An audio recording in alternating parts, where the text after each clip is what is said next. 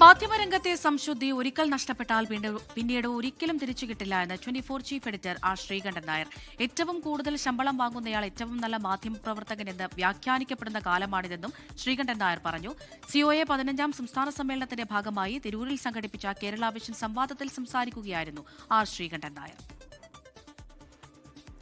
Hormuz കടലിടുക്കടച്ചാൽ കേരളത്തിലെ സാധാരണക്കാരന്റെ ജീവിതത്തെയും ബാധിക്കുമെന്ന് നമ്മൾ തിരിച്ചറിഞ്ഞു തുടങ്ങിയെന്ന് 24 chief editor R Sreekandan Nair പറഞ്ഞു.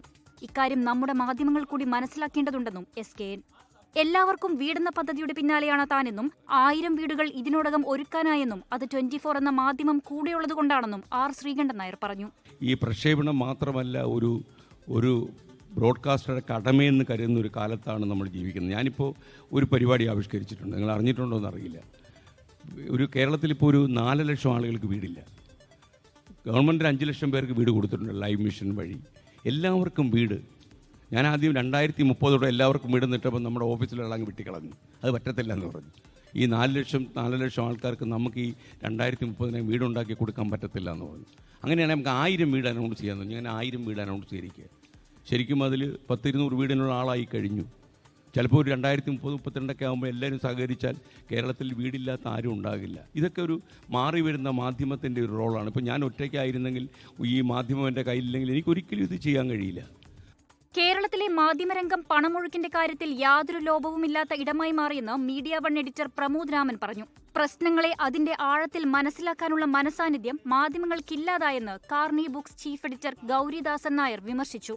ഭാവി കേരളത്തിന്റെ രൂപവും ഉള്ളടക്കവും എന്തായിരിക്കണം എന്നത് സംബന്ധിച്ച് മാധ്യമങ്ങളല്ല പലപ്പോഴും തീരുമാനിക്കുന്നത്.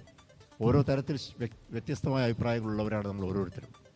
പക്ഷേ മാധ്യമ പ്രവർത്തകർ എന്ന നിലയിലേക്ക് വരുമ്പോൾ ഈ ഓരോ പ്രശ്നത്തെക്കുറിച്ചും സമീപിക്കുന്ന രീതി എങ്ങനെ ആയിരിക്കണം എന്നത് സംബന്ധിച്ച് വലിയൊരു ചോദ്യം മാധ്യമപ്രവർത്തകരുടെ മുന്നിൽ ഉയരുന്നുണ്ട്.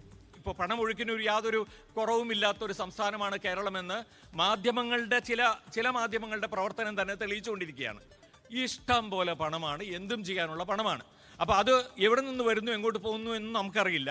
മനുഷ്യരെ മാനിപ്പുലേറ്റ് ചെയ്യുന്ന വിധം ദൃശ്യമാധ്യമ സംസ്കാരം മാറുന്നുവെന്ന വിമർശനം മലയാളം സർവകലാശാല പ്രൊഫസർ ഡോക്ടർ അനിൽ ചേലേമ്പ്ര ഉന്നയിച്ചു. COA സംസ്ഥാന പ്രസിഡന്റ് പ്രവീൺ മോഹൻ, സംസ്ഥാന എക്സിക്യൂട്ടീവ് അംഗം അബൂബക്കർ സിദ്ദിഖ് എന്നിവരും സംസാരിച്ചു. ഭാവി കേരളം, മാധ്യമങ്ങളുടെ പങ്കും നിലപാടും എന്ന വിഷയത്തിലായിരുന്നു സംവാദം നടന്നത്. 24 മലപ്പുറം.